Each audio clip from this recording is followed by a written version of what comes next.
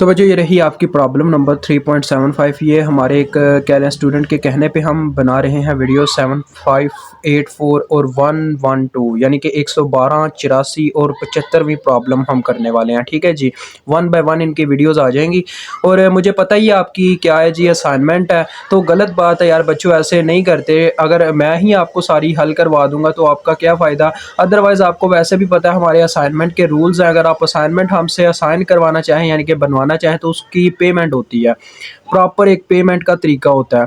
लेकिन चले यार, अब फिर आपने कह ही दिया, हमारा सब्सक्राइबर फर्स्ट टाइम हमसे व्हाट्सएप पे बात करना है तो हमने इस पे वीडियोस ही बना दी। तो नेक्स्ट टाइम यार ख्याल कीजिएगा हमारा भी और अपना भी। तो चलिए स्टार्ट करते हैं। देखिए इसका फर्स्ट जो प्रॉब्लम है वो कहता है use loop analysis technique to find V naught in the network. ठीक है, यहाँ पे अगर होता मैश एनालिसिस तो मैं मैश एनालिसिस की मदद से सुपर मैश लगा सकता था जो इजी टेक्निक होती है, लेकिन बोल दिया गया लूप एनालिसिस। ठीक है, तो डेट्स वाई मुझे सुपर लूप का इस्तेमाल करना पड़ेगा। वो क्यों करना पड़ेगा मैं आपको बताता हूँ, क्योंकि यहाँ पे दो लूप्स के दरमियान एक करंट सोर्स मौजूद है। ये मैंने आपको पहले भी ऐसे समझाए हुए हैं सवाल। तो लिहाजा यहाँ पे जो करंट सोर्स मौजूद है, पहले तो हमारे पास दो ही लूप है, इतना तो आपको नजर आ रहा है। वी नॉट को अगर मैं फाइंड आउट करना चाहता हूँ तो वी नॉट इस रजिस्टर के क्रॉस वोल्टेज, जब तक मुझे ये नहीं पता चलता कि इस रजिस्टर के क्रॉस कितना करंट पास हो रहा है तो मैं वी नॉट वोल्टेज कैलकुलेट नहीं कर सकता। डेट्स वाई बच्चों मुझे क्या करना पड़ता है कि मुझे यहाँ पे पहले दोनों करंट्स को फाइंड आउट करना पड़ेगा। ठीक है, जब भी सुपर मैश और सुपर लूप हो ना तो आपको दोनों करंट्स को फाइंड आउट करना है। ये ना हो कि एक स्टेप करके दूसरे को छोड़ दो, अदरवाइज करंट्स बैलेंस नहीं होती और आपका आंसर गलत आ जाता है। ठीक है, तो ज़रा गौर कीजिएगा, क्लॉकवाइज डायरेक्शन में आपने करंट्स ले लेनी है। ठीक है, इसमें मैं आपको I1 करंट ले लेता हूँ। इस लूप के अंदर हम I2 करंट ले लेते हैं। ठीक है जी, और ये जो पीछे शोर आ रहा है उसके लिए माजरत, क्योंकि ये शोर आपको बर्दाश्त करना ही पड़ेगा, बिकॉज मैं इस वक्त इन्वायरमेंट में बैठा हुआ, मतलब कि बाहर जनता बैठी हुई है शोर मचाने के लिए, बच्चे हैं, तो अल्लाह माफ़ करे, इनसे बचाए हमें। तो इनके रोले को चलो आप बर्दाश्त करते हैं। अब देखो बच्चों, असल में सुपर लूप में ये होता है कि जो करंट हमारी करंट सोर्स करंट सोर्स दो लूप के सेंटर में आ गया होता है, उसके अकॉर्डिंग जो करंट अपनी डायरेक्शन को फॉलो कर रही होती है वो डायरेक्ट उसके इक्वल रख देते हैं, और दूसरी करंट को ये हक मिल जाता है कि वो दूसरे के लूप में आके एक दफ़ा फ्लो करके जाए। मैं अभी आपको समझा दूँ। देखें I1 इसके अकॉर्डिंग जा रही है नीचे की तरफ, लेकिन I2 की डायरेक्शन अगर चेक की जाए वो ऐसे ऊपर जाएगी अगर इसकी तरफ आए तो हम, इसका मतलब I1 को हम रख देंगे I1 is equal to 2 milli ampere. ठीक है, अब मैं इस वजह से कह रहा था क्योंकि कुछ बच्चों ने पता क्या करना है, मुझे पता है वो गलती करेंगे, उन्होंने दोनों की डायरेक्शन रखनी है एंटी क्लॉकवाइज, ये कह के सर हम तो एंटी क्लॉकवाइज रखते हैं, डायरेक्ट I2 की हमें वैल्यू मिलेगी, हम डायरेक्ट वी नॉट कैलकुलेट कर लेते हैं। बट बच्चों ऐसा हो नहीं ना सकता। दैट्स वाई हमें अगर सुपर लूप को फॉलो करना है ना तो हमें, आप मेरा मेथड ही लगाओगे। ठीक है, यहाँ पे अभी सुपर लूप लगने लगा है। I1 की आपको वैल्यू आपने रख दिया ना, अब ये करंट सोर्स का सारा अपने का अपना करदार खत्म हो गया। अब इसका सर्किट फिर से रीड्रा किया जाएगा। ये देखिएगा ज़रा, ये मैं सर्किट ड्रा करने लगा हूँ।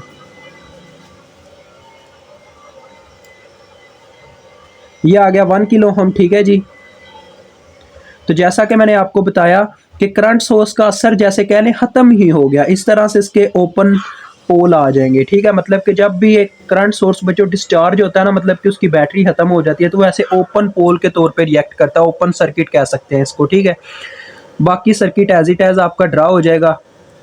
तो फिर देखें होता क्या है। अब बच्चों देखें I1 ने तो अपना हक हासिल कर लिया ना, मतलब कि डायरेक्ट वैल्यू उसको मिल गई है, लेकिन I2 को अपना हक कभी नहीं मिला। डेट्स वाई हम क्या करेंगे, I2 को इतना करदार अदा करने देंगे कि वो दूसरे के लूप में घुस के जाके अपना हक ले गया है। ठीक है, ये ऐसे ही है जैसे यार एक के साथ ज्यादती हुई है तो दूसरा ज्यादती का बदला लेने जा रहा है। अब मैं ज्यादती क्यों हुई है मेरे साथ जी, वो बदला लेने जाएगा तो उसे उसका हक मिलेगा ना, ये वैसी चीज़ है। अब उसको समझिएगा ज़रा सीधे मीनिंग्स में। ठीक है जी, तो 12 वोल्ट 2 किलो ओम, उसके बाद ये हमारा 2 किलो ओम है। ठीक है जी, ये 1 किलो ओम है। अब देखें इस लूप के अंदर जो करंट फ्लो कर रहा है वो है I1, वो तो एज इट एज अपने लूप के अंदर ही रहेगा, लेकिन ये जो I2 था जिसके साथ हुई है कह लें यहाँ पे ज्यादती, वो क्या करेगा, दूसरे के लूप में घुस के अपना हासिल करेगा हक। तो कैसे, ये देखिएगा, अब I2 का लूप भर जाएगा।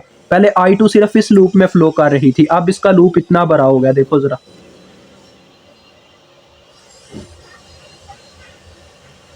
ये टोटली इतने लूप में फ्लो कर रही है अब हमारी I2। समझ गए हो, this is called super loop. तो चलो आओ सुपर लूप टेक्निक लगाते हैं। अब हमने कहाँ से चलना स्टार्ट करें, apply loop analysis at super loop. ठीक है बच्चों, आपने यहाँ पे sorry apply KVL apply KVL at super loop, तो वो समझ जाएगा वो सुपर लूप किसकी बात बच्चा कर रहा है। ठीक है, तो चलो आओ सुपर लूप के ऊपर केवीएल लगाते हैं। बच्चों ये लिख लेना ऊपर, केवीएल का मतलब होता है किरचॉफ वोल्टेज लॉ, यानी कि हमने हर एक चीज के वोल्टेज लिखना है। अगर आपको किसी रेजिस्टर के वोल्टेज नहीं पता तो आपको पता ओहम्स लॉ लगा सकते हो, V is equal to IR।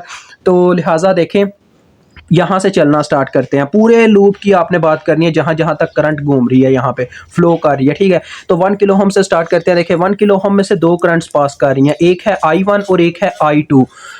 जब ये दोनों पास करती हैं तब जाके 1 किलो ओम रेजिस्टर में वोल्टेज क्रिएट होते हैं। ठीक है, यानी कि पैदा होते हैं, प्रोड्यूस होते हैं, कुछ भी कह सकते हो। तो देखो इनकी डायरेक्शन अगर सेम हुई तो फिर तो हम लिख देंगे I1 प्लस I2। अगर अपोजिट हुई तो हम I2 को पॉजिटिव रखेंगे, क्योंकि अभी बात हो रही है I2 की। जिस लूप के ऊपर आप लगा रहे होते हो ना KVL, वही लूप की करंट आपने पॉजिटिव रखनी होती है। ये हमारा शुरुआती असूल है जो मैं आपको शुरू में ही बता देता होता हूँ। ठीक है, तो जरा गौर करना, यहाँ पे इनकी डायरेक्शन सेम है या अपोजिट है। देखो बच्चों I1 भी ऊपर की तरफ जा रही है, I2 भी इसमें से ऊपर की तरफ जा रही है, यानी कि डायरेक्शन सेम है।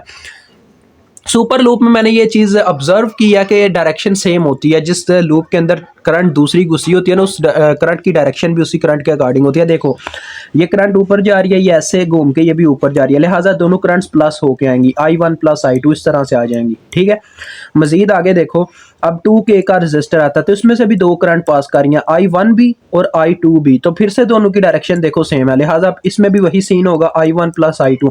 अब अगर आप चेक वगैरह पे जाते, चेक वगैरह ने पता क्या करना था, मतलब चेक वगैरह जैसी कंपनीज ने ये करना था, इस स्टेप को एक स्टेप में बना देना था। 1 प्लस 2K, देखो ये दोनों सेम है ना, तो 3K लिख के उन्होंने कह देना था I1 प्लस I2। अब वो बच्चा जो समझता ही नहीं है क्या हुआ है, वो वहां से छापा तो मार लेगा पर उसे समझ नहीं होगी कि ये स्टेप कैसे हुआ, क्यों हुआ और किस चीज के लिए किया गया। ठीक है, डेट्स वाई मैं कहता हूँ आपको समझना चाहिए। अब ये आती है बात इस 2 किलो ओम की। अब देखो बच्चों I2 अपने मतलब के एरिया में वापस आ गई, अब सिर्फ एक करंट फ्लो कर रही है इनमें से, तो 2K इंटू I2 आ जाएगा सिर्फ। ठीक है, क्योंकि यहाँ पे I1 फ्लो नहीं कर रहा। आगे I2 जो है इसके नेगेटिव पोल में एंटर कर दिया 12 वोल्ट के, तो ये लिखा जाएगा -12।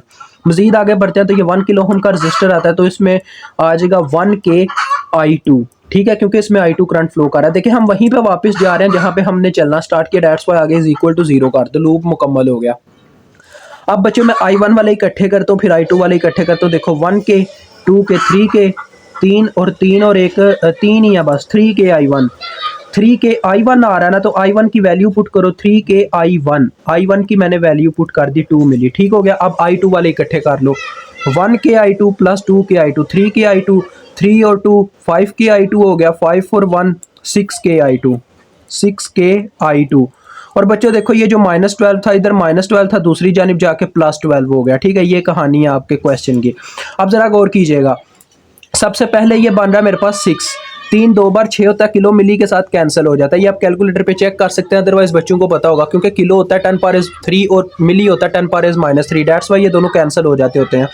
तो 3 2 बार 6 6 उधर जाके 12 में से माइनस हो जाएगा, तो लिहाजा ये 6K जो था ये इधर मल्टीप्लाई हो रहा था I2 के साथ, उधर जाके डिवाइड हो जाएगा, ये सीन होना है। तो ये असल में ये सीन बनेगा, देखो 12 - 6 ओवर 6K, ये पूरी इक्वेशन का आएगा। आप इतना तो यार मैथ जानते ही हो, आप मुझे पूरा एक एक स्टेप तो ना कहना करने के लिए। अब देखो ये क्या आ रही है, 12 - 6 करें तो 6 रह गया, 6 से कैंसिल हुआ और ये आ गया 1 मिली एम्पेयर। अब बच्चों मुझे बताओ, जो बच्चे कहते थे कि सर हम एंटी क्लॉकवाइज रख के इसको 2 मिली एम्पेयर रख देते, देखो 2 मिली एम्पेयर नहीं आती I2 आती है तो 1 मिली एम्पेयर आती है। अब V0 की वैल्यू जरा चेक कीजिएगा, V0 इज इक्वल टू, अब हमें करंट्स का पता चल चुका है ना, अब V0 के वोल्टेज आप फाइंड आउट कर सकते हैं। देखो V0 के वोल्टेज करंट इनटू रेजिस्टेंस ही फार्मूला लगेगा, पहले रेजिस्टेंस लिख लेते हैं, लेकिन करंट उस साइन के साथ लिखी जाएगी जिस पोल में करंट एंटर करती है वोल्टेज के। तो देखो वोल्टेज का पॉजिटिव साइन ऊपर और करंट अपनी डायरेक्शन के अकॉर्डिंग इसके पॉजिटिव पोल में ही पहले एंटर करती है, डेट्स वाई करंट प्लस में ही एंटर की जाएगी I2। ठीक है, अदरवाइज अगर ये नेगेटिव पोल में एंटर करती हूँ मैं यहाँ पे -I2 पुट करता 1K। और बच्चों एक और आपको नसीहत है मेरी तरफ से, कह लो एक और मेरी तरफ से एक रद्द अमल है आपके लिए, कि जो बच्चे नए आते हैं ना हमारे चैनल पे, मिली और किलो कैंसिल हो गया, 1 वोल्ट आ गया। ठीक है, आपका क्वेश्चन सॉल्व है। तो वो कोशिश किया करें कि पहले मेजर इसकी जो प्ले लिस्ट है उसको ढूंढा करें। ठीक है, बेसिक इंजीनियरिंग सर्किट एनालिसिस की, क्योंकि मेजर प्लेलिस्ट में सारा डाटा है।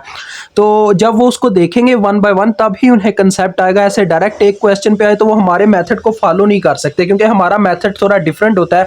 जो आपके नॉर्मल टीचर्स आपको पढ़ाते हैं ना, उनसे थोड़ा मैं मेथड को डिफरेंट रखता हूँ, ताकि बच्चा ईजी भी रहे और उसको सारी समझ भी आती रहे। अगर आप किसी भी टीचर को फॉलो करते हैं, सबसे पहले आपको उसकी स्टार्टिंग टेक्निक का पता होना चाहिए कि वो किस तरह से बच्चों को पढ़ाता है। अदरवाइज आप एकदम से उसके साथ आके मिल के पढ़ नहीं सकते, ठीक है। तो खुदा हाफिज, इंशाल्लाह नेक्स्ट क्वेश्चन बच्चे आपको मिल जाएगा, ठीक है। ये भी आपका फर्स्ट क्वेश्चन है। कोई भी स्क्रीनशॉट लेना चाहे तो ले सकता है। समझ तो आपने लिया होगा, अभी स्क्रीनशॉट लेके इसको कॉपी पेस्ट कर दो। मुझे पता है कॉपी पेस्ट ही होना है।